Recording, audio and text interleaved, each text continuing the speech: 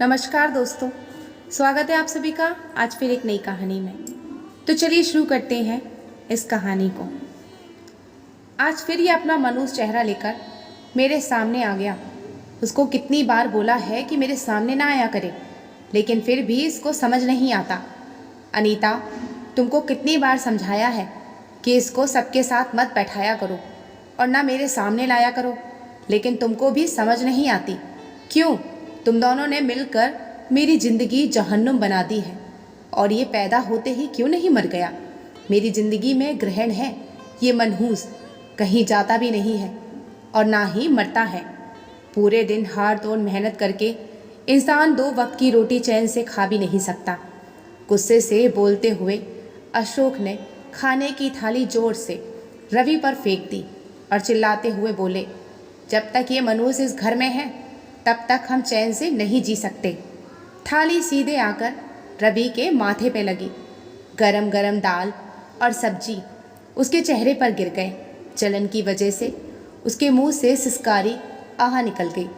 उसके दर्द से तड़पने पर अशोक ने क्रोध भरी लाल आंखों से उसे घूरा और बिना खाए उठकर चले गए। उनका गुस्सा देखकर रवि सहम गया। डर कर चुपचाप अपने कमरे में चला गया। अशोक के परिवार में उनकी पत्नी अनीता और 3 बच्चे थे। सबसे बड़ी बेटी कविता, उसके बाद रवि और सबसे छोटा बेटा सचिन है। दरअसल रवि 3rd जेंडर यानी किन्नर है। रवि जब छोटा था तो ये बात उसकी माँ ने सबसे छुपाई, लेकिन जैसे जैसे वह बड़ा होता गया उसकी पसंद और रुचियाँ लड़की जैसी होती गई। उसे लड़कियों की पोशाक पहनना अच्छा लगने लगा, चोटियाँ बनाना अच्छा लगता। वो अपनी दीदी के कपड़े पहन लेता। उसकी माँ डांट कर समझा कर कपड़े बदलवा देती, लेकिन उसकी चाल ढाल भी लड़कियों जैसी हो गई। स्कूल में वो लड़कियों के साथ ही बैठता और उनसे ही उसकी दोस्ती थी। उसकी शारीरिक रचना में परिवर्तन आने लगा। स्कूल में भी बच्चे उसे चिढ़ाते, उसका मजाक उड़ाते, उसकी चाल की नकल करते। टीचर्स भी उपहास भरी नज़रों से देखते। किसी प्रश्न को पूछे जाने पर रवि अगर उसका उत्तर देने की कोशिश करता तो उसे झिड़क देते, लेकिन उसकी माँ अनीता उसे बहुत प्यार करती।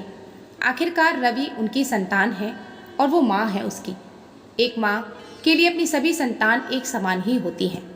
अनीता के लिए भी अपने तीनों बच्चे एक समान थे, बल्कि वो रवि का सबसे ज़्यादा ख्याल और प्यार भी करती थी। लेकिन रवि के पिता अशोक वो रवि से बहुत नफरत करते। उनको लगता था कि रवि समाज में उनकी इज्जत को मिट्टी में मिलाने आया है। उसकी वजह से लोग उसका मजाक बनाते हैं। रवि उनके लिए किसी काम का नहीं है। वो रवि की सूरत से नफरत करते थे। वो चाहते कि रवि को किन्नर समाज को दे दिया जाए, लेकिन अनीता ऐसा नहीं चाहती थी। वो नहीं चाहती थी कि रवि तालियां बजाकर पैसे कमाए। वो चाहती थी कि रवि अच्छा पढ़ लिख कर एक नौकरी करे और सम्मान भरी जिंदगी जिए। लेकिन अशोक को तो रवि का वजूद ही सहन नहीं होता था। वो हर वक्त उसे जली कटी सुनाते रहते। उन्होंने रवि पर कई पाबंदी लगा रखी थी।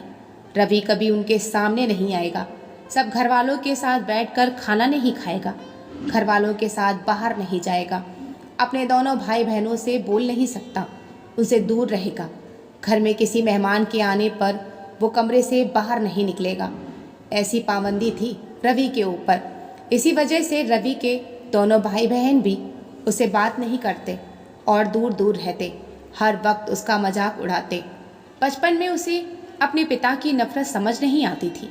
अपने दोनों भाई बहन की तरह वो भी लाड से अपने पिता के गले लटक जाता था। अशोक तुरंत ही उसे नफरत से झिड़क कर अपने से दूर कर देते और वो मासूम सहम कर एक कोने में खड़ा हो जाता।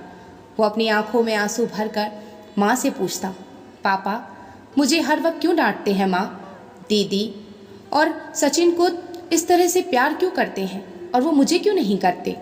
बेटा तुम स्पेशल बच्चे हो, इसलिए पापा अपना प्यार तुमको नहीं दिखाते। वो तो दीदी और सचिन से भी ज़्यादा तुम्हें प्यार करते हैं। माँ उसे प्यार से बहला तो देती और वो मासूम समझने की कोशिश करता रह जाता।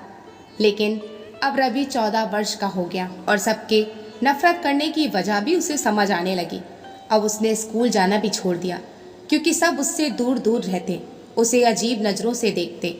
इस पूरी दुनिया में सिर्फ माँ ही उसकी एकमात्र सहारा, जो उससे प्यार से बात करती थी। लेकिन आज तो उसके पापा ने हद ही कर दी, उस पर थाली फेंक दी। आज भी उसकी गलती नहीं थी। उसके पापा खाना खाने बैठे तो वह अपने कमरे में ही था, लेकिन जग में पानी ख़त्म हो गया और उसे ज़ोरों से प्यास लगी थी, इसलिए वो पानी लेने रसोई में आया था और उसके पापा ने उसे देख लिया। पापा हमेशा उसे जली कटी सुनाते हैं और वो खामोशी से सुनता रहता, लेकिन आज उनकी नफ़रत चरम सीमा पर थी। गरम गरम दाल सब्जी वो भी बुरी तरह से जल गया, लेकिन पापा को ज़रा भी अफसोस नहीं हुआ, बल्कि वो और ज़्यादा गुस्सा हो गए। आज की घटना का उसके बाल मन पर बहुत असर हुआ। वो कमरे में चुपचाप जाकर बैठ गया। उसकी आंखें बरस रही और दिमाग में विचारों का बवंडर चल रहा था। कुछ देर बाद माँ उसके लिए खाना लेकर आई। माँ ने प्यार से उसके सर पर हाथ घुमाया। उसने अपनी आंखों में आंसू भरी नज़रों से माँ को देखा। माँ, मैं जो भी हूँ उसमें मेरी क्या गलती है? मैं अपनी इच्छा से तो ऐसा नहीं बना और ना ही अपनी इच्छा से इस दुनिया में आया हूँ। तो फिर पापा मुझसे इतनी नफ़रत क्यों करते हैं? क्यों हर वक्त वो मुझे जली कटी सुनाते रहते हैं? इस सब में मेरा क्या दोष?